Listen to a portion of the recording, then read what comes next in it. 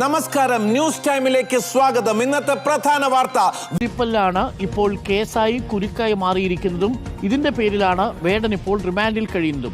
ഈ പുലിപ്പല്ല് യഥാർത്ഥത്തിലുള്ളൊരു പുലിപ്പല്ലാണെന്ന് ബോധ്യപ്പെട്ടതിനെ തുടർന്നാണ് wild life protection act പ്രകാരം വേടനെ കസ്റ്റഡിയിലെടുത്തിരിക്കുന്നതും ഇപ്പോൾ റിമാൻഡ് ചെയ്തിരിക്കുന്നതും.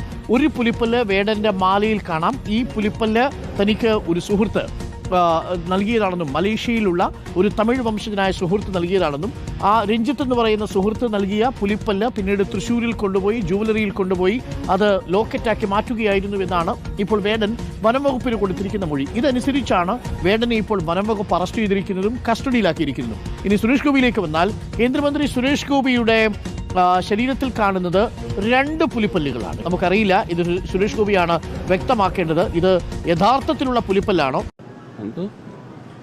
നിങ്ങൾ ആരാണ്? നിങ്ങൾ ആരോടാ ചോദിക്കുന്നത്? വളരെ സൂക്ഷിച്ച് സംസാരിക്കണം. മാധ്യമാരാ? ഞങ്ങളൊക്കെ ആരാ? അല്ല, ഇതിനു മുമ്പ് എന്നെ ഇവിടെ കണ്ടില്ല, അതുകൊണ്ടാണ് നിങ്ങൾ ചോദിച്ചാൽ ഞങ്ങളൊക്കെ ആരാന്ന്.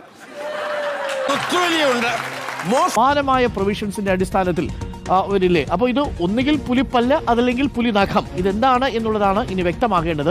അത് വ്യക്തമാക്കേണ്ടത് സുരേഷ് ഗോപി തന്നെയാണ്. നിലവിൽ വന്യജീവി നിയമം 1972 വൈൽഡ് ലൈഫ് പ്രൊട്ടക്ഷൻ ആക്ട് പ്രകാരം ഏതെങ്കിലും തരത്തിലുള്ള വന്യജീവികളുടെ ശരീരഭാഗങ്ങൾ ശരീരത്തിൽ അണിഞ്ഞുകൊണ്ട് നടക്കാൻ കഴിയില്ല. അത് കുറ്റകൃത്യമായിട്ടാണ് കണക്കാക്കുക.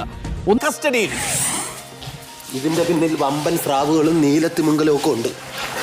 പിന്നിൽ 4 ആവോലിയും 2 നീമീനും 7 ന്യൂസ് ടൈം ചർച്ച ചെയ്യുന്നു. മോഷണം നടത്തിയ ചുണ്ണാമ്പ് സുഗുണനോ കൊട്ടേഷൻ കൊടുത്ത തേപ്പ് ഗോവിന്ദനോ? ആരാണ് യഥാർത്ഥ? ഒന്നുകിൽ ഇത് പുലിപ്പല്ലിനോടോ പുലിനഖത്തോടോ സാദൃശ്യമുള്ള ഒരു ലോക്കറ്റാണ്, അതല്ലെങ്കിൽ യഥാർത്ഥത്തിലുള്ള പുലിനഖമോ പുലിപ്പല്ലോ ആണ്.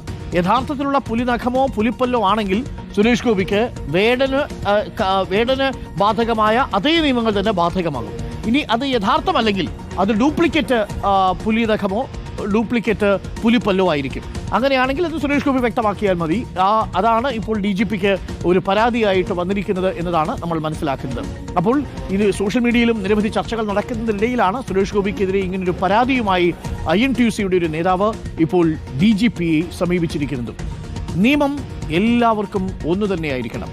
നിയമം മനുഷ്യരെത്രമേൽ വ്യത്യസ്തമായിരുന്നാലും നിയമം അവർക്ക് മേലിൽ തന്നെയായിരിക്കണം. All are equal before the law. നിങ്ങൾ ആരാണ്? നിങ്ങൾ ആരോടാ ചോദിക്കുന്നത്? വളരെ സൂക്ഷിച്ച് സംസാരിക്കണം.